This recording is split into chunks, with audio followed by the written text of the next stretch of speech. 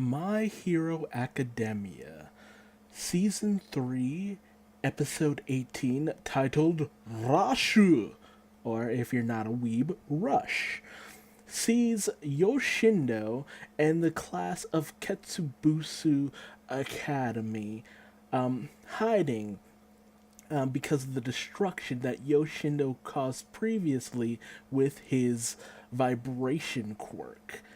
Because so many of these students' quirks sound kinky AF. He recaps the fact that he used his quirk to, split up the UA students. However, because of that, a large number of students have come on the hunt for various UA students, and when that kind of falls in vain, a lot of the students just try to take each other out as we draw closer to the end of the 100 students who can actually pass the provisional license exam, at least the first half. As the first phase kind of counts down towards the finale, a lot of the students got very impatient, which, was expected. This whole thing was about the timeliness of how these would be heroes could act. Yoshindo kind of suggests that his class kind of wait it out and eliminate any student who kind of gets tired towards the end to solidify their victory. Tatamiya kind of points out the fact that Shindo is kind of showing his sneaky and devious side, although he prefers to call it tactful.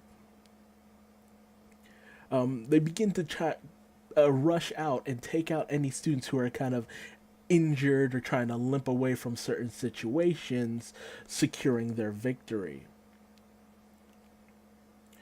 We cut back to Seiji and his confrontation with Bakugo, and the fact that, Seiji kind of wants to break down Bakugo's pride and, show him that having dignity in oneself is more important than being so conceited and just full of yourself and causing the kind of ruckus that Class 1A has kind of been causing throughout the hero seed. Bakugo just kind of ignores all of this and starts to blast away at Seiji's quirk. He completely brushes off anything that, Seiji is trying to say, because Bakugo does things by his own volition. He is going to become his own hero in his own way, at least as much of his own way as possible. While he will take direction from time to time, he still wants to do things his way, which, when you think about it, really defeats the purpose of going to a school. But he does a pretty good job having used his AP shot on a more smaller level, sending out blasts of explosive blasts rather than a actual continuous stream. Kaminari tries to get involved, but his shots seemingly miss. Seiji turns his attention to Kaminari only with Bakugo stepping in.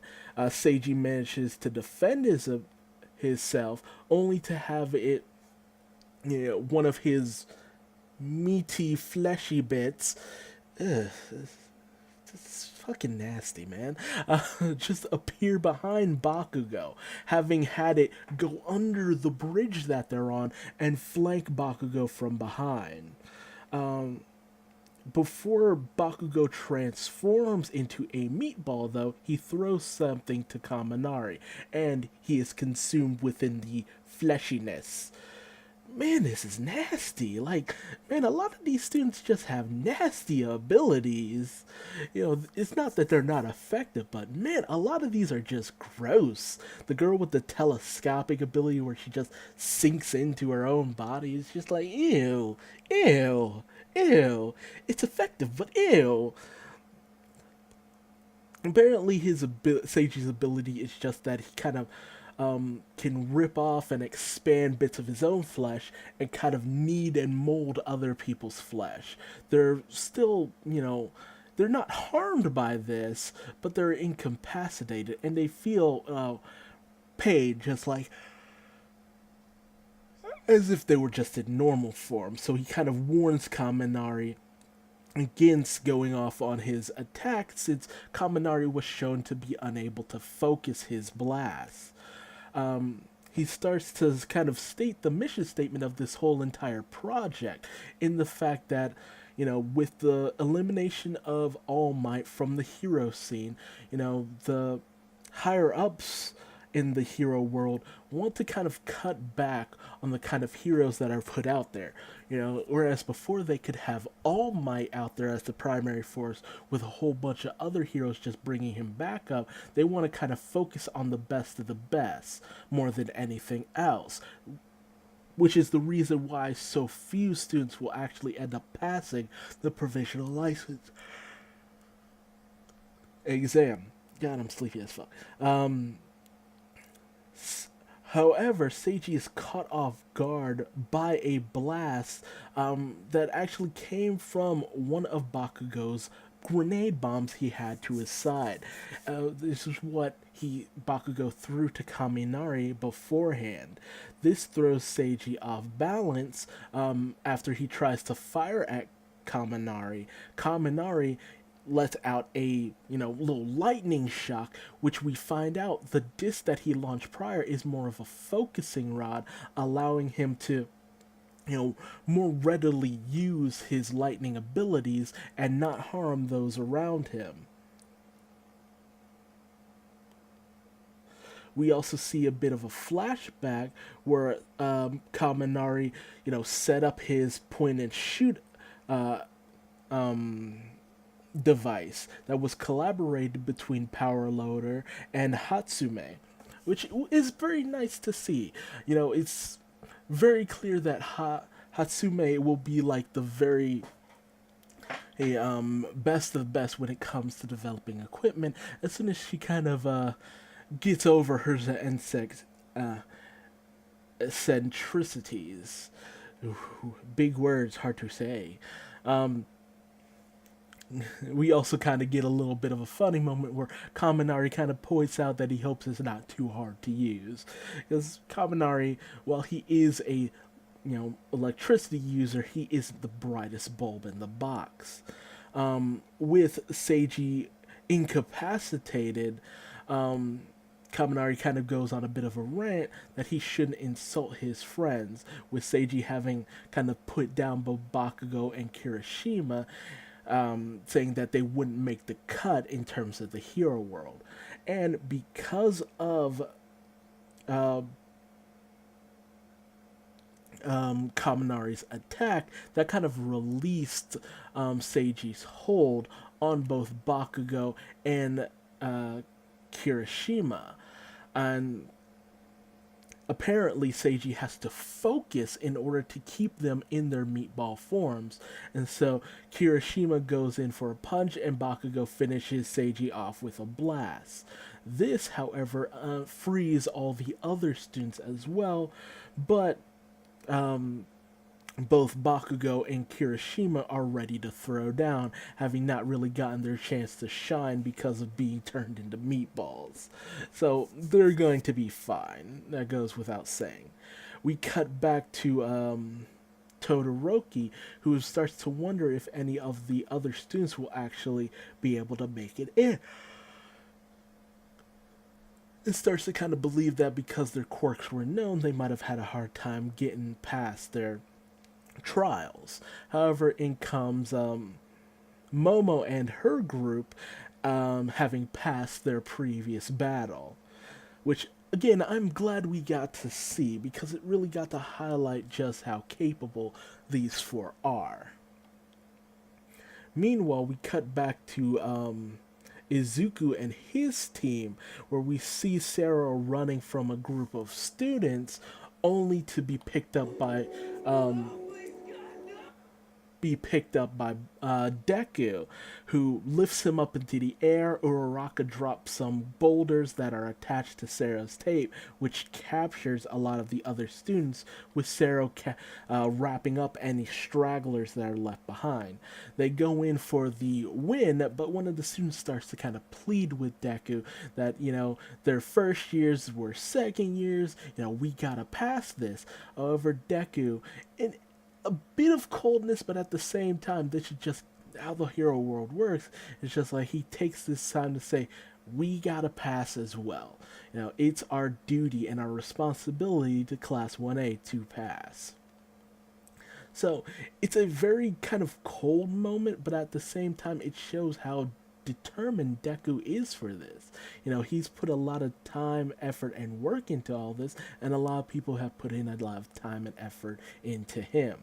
We see all the various battles going on with various students running and being confronted and just kind of being trapped.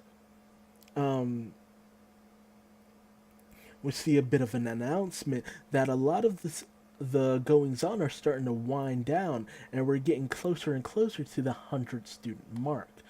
Ida ends up running into Aoyama, who has been kind of hiding himself away as he feels he will be unable to confront all these forces. His quirk is fairly limited because of the fact that he's kind of crippled if he uses it too much. He also kind of questions the fact that, Ida has just been running around checking up on the various students and kind of wonders why he hasn't just gone on to try to pass himself. And if he continues to do this, he will probably end up failing, whereas the rest of the class will pass. Ultimately, having been resolved by his encounter with the hero killer Stain, states that, he will do his best as a class representative to make sure that everyone else passes, be first and foremost, because that's the kind of thing that his brother would have done. He is happy to have the rest of his schoolmates pass, just to ensure that they are able to have their shot, and that he feels that is his duty, which kind of touches Aoyama to a certain degree. Meanwhile, all the rest of the students of Class 1A, namely Bakugo and Deku's groups, kind of meet up, and they kind of celebrate the fact that they were able to pass. Meanwhile, as Bakugo passed by Deku, he says something that catches Deku off guard, saying that, that Deku has finally started to make that borrowed power his own. Deku seems to have completely forgot that he basically revealed the nature of his abilities to Bakugo, who seemed to have not understood at first, but Bakugo was listening. Despite how he acts, he listened very intently, and, whereas we flash back to the fact that Deku said one day he would make this borrowed quirk his own, Deku has in fact done that, which, shows that Bakugo is growing to respect Deku in his own certain kind of way. It's showing a great deal of growth on Bakugo's side that I just feel can't be ignored at this point. Despite the fact that Bakugo is, by all intents and purposes, a terrible person, he is still growing to be a much better person than anyone would have thought. Meanwhile, as the provisional license exam starts to wind down, 11 people from Class A have passed, and 9 members have not yet done so, with only 18 spots available. Ida and Aoyama keep dodging between all of these students, trying their best not to be eliminated. And as time winds down, we see that, the students are hiding out, doing their best not to be caught, caught up in the constant confusion that's going around everywhere. Meanwhile, Yoshindo and his class of Katsubutsu are able to pass, winding things down to only 10 spots left. We have a moment where Aoyama is kind of inspired by Ida's self-sacrifice and his willingness to, offer himself up for the rest of the class to make sure they are able to pass. He sends up a beam up into the sky in order to draw the targets in, allowing Ida to get them from behind. He feels that since two of his spots have already been tagged, he will be unable to pass in the end, and he'll make a nice kind of target for everyone else. you know, and naturally, all the students start to see all of this and go in for the capture. Um, we have this little flashback to the fact that Aoyama says to Ida that he's always kind of felt different because of his quirk was one where it leaked out, which is very dangerous. A blast that just kind of leaks out is absolutely terrible. He had to have this ring placed around his belly from the get go. He always had that apparatus on because he was incapable of keeping his navel laser in for the duration of his life. So he has to have this on at all times. And he's always kind of felt different or less than a equal level to a lot of people because of this, which shows his personality of why he's so obsessed with shining brightly. It's because he's always felt as someone who was just less than a lot of people because he was unable to control his power. And as everyone starts to kind of come in, Ida is pretty much unwilling to really leave him behind. You don't do that to your friends, more or less.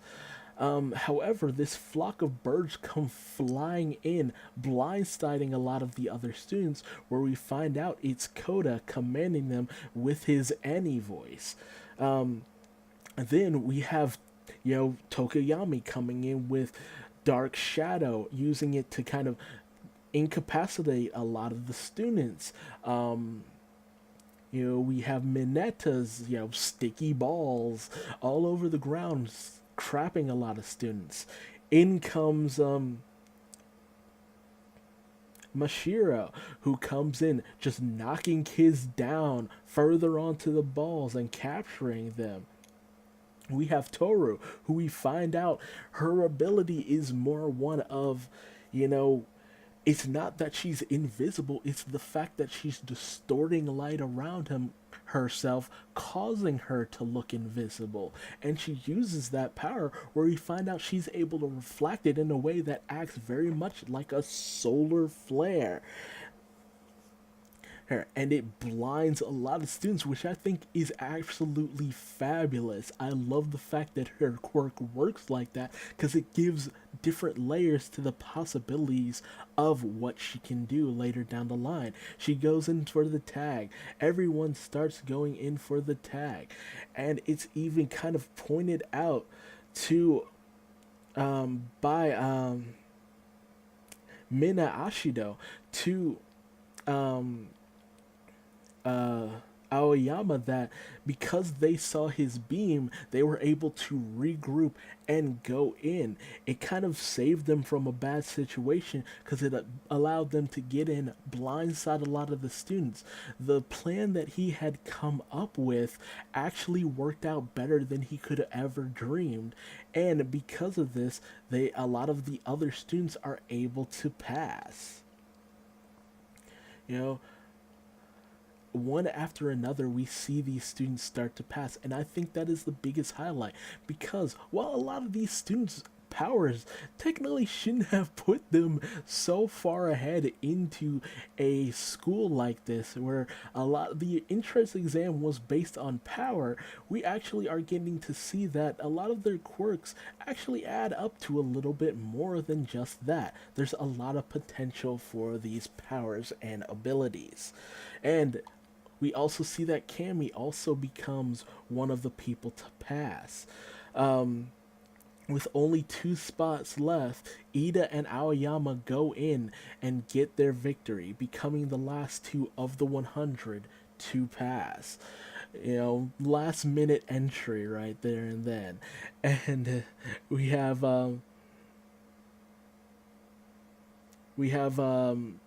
Yukimiru, kind of just breathing a sigh of relief that it's finally over.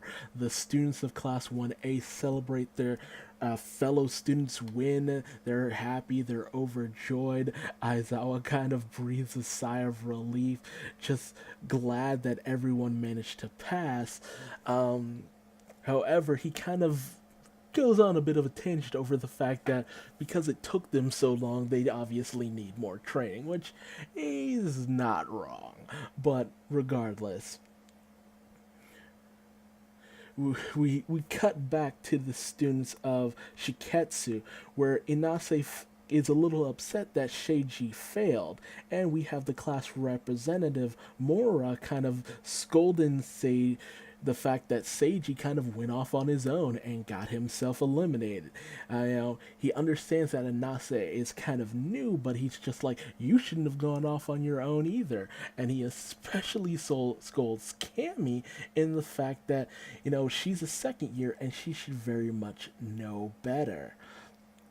Yukimiru directs everyone's attention to the screens, showing the several places that they previously were, being blown up, turning the entire environment into a disaster area, much to the shock of the students.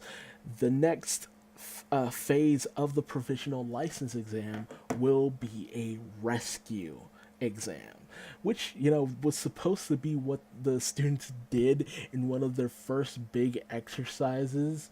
I think it was the second one. However, that ended up being interrupted by the League of Villains. So it shows that we're finally going to get to be more involved in something that, is very much core to being a hero, going out and rescuing people. And there are a lot of elements that I'm glad they kind of elaborate on, because a lot of these people are rescue workers a lot of the times, which is a very big part of a lot of what we see with some of these heroes. Sometimes when you'll have these big battles, you'll have a lot of the smaller time heroes acting more as rescue workers above everything else, which isn't bad. They work in conjunction with the fire department, with the police department, adding that little extra push in order to keep people safe. You know, a test of readiness and being able to act fast is a very good highlight for what these people are capable of. You have to work in a timely manner in order to actually be a rescue worker, basically. Being able to respond and act snappy in, life or death situations is critical. Being able to overcome insurmountable odds and taking on all manner of people who might come your way. This was a great display of heroism that we don't get to see too often in terms of series that focus on this kind of stuff. And I think that's one of the reasons why this anime really shines. It's not all about the battles, it's about the cleverness of the characters, how they're able to work in conjunction with each other, and how they act in given certain situations. Even someone as loathsome as Mineta has moments where he shows ingenuity and planning that can dominate very powerful opponents. Opponents he should not be able to take down. And that is very much a highlight of this entire series. The potential of these characters is unyielding. And while we do have a few that I feel don't really have too much room to grow. I mean, Koda is able to command animals fairly well. It doesn't feel like he has anything more to grow in terms of abilities and power. Same thing with, it's kind of hard to see them going at it even further with a lot of their abilities, and yet they kind of keep surprising me. Maybe they have more weaknesses than I think they do, but overcoming that kind of feels like, will they actually be able to do it? Because it feels like they're at their peak at this point. So I'm very much interested to see where these students go from here on out, and what they'll be involved in terms of rescuing. How many of our class 1A students will actually manage to pass in this regard? As previously they've only ever really had situations where they've interacted with either other students or villains. This is the first time they've really had to interact with civilians specifically. So, how will they measure up in terms of the average everyday person who's put in a bad situation? It's great stuff. Great stuff that delves deeper into this world and the complexities of the profession that these children have chosen to undertake. But tell me your thoughts in the comments below. I'm sorry this video ran so long. It's just there's a lot to go over in this episode, a lot to really chew on. And I want your opinion on this episode. How do you feel about the points that I brought up? What are your thoughts in terms of the world of My Hero Academia? Do you feel like a lot of the students are kind of measuring up and really truly have a future? Talk about maybe how their quirks can actually be used in terms of more than just fighting villains. But leave me a like if you liked what I had to say in this video, or a dislike if you didn't. Lets me know where I stand, or tell me what I'm doing wrong.